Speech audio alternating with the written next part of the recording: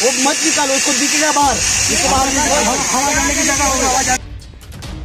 हंड्यात अडकले बिबट्याचे मुंडके, पाण्याचा शोध बिबट्याच्या जीवाशी। धुळे जिल्ह्यात सुरुवातीच्या उन्हात पाणी टंचाईसारखं संकट उभं राहिलं। यातच पाण्याच्या शोधार्थ असलेल्या वन्य प्राण्यांची देखील मानवी वसाहतीकडे हालचाल वाढू लागली आहे। अशीच एक घटना धुळे जिल्ह्यातील साक्री तालुक्यात पुन्हा एकदा बिबट्याचा मुक्त संचार बघायला मिळाला। कृष्णा चौरे यांच्या गोठ्यामध्ये पाण्याच्या शोधात असलेल्या बिबट्याची मान गोठ्यातील पाण्याच्या हंड्यात अडकल्याची घटना समोर आली। तोंड हंड्यामध्ये फसल्याने बिथरलेला बिबट्या परिसरात सैरावैरा पळत असल्याने नागरिकांची एकच भंबेरी उडाली होती।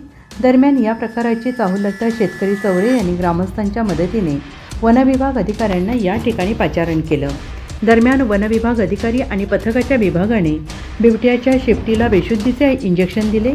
दरम्यान बिबट्याची शुद्ध हरपल्यानंतर वनविभागाने कटरच्या सहाय्याने तांब्याचा हंडा कापला आणि बिबट्याचं तोंड बाहेर काढत जीवनदान दिलं।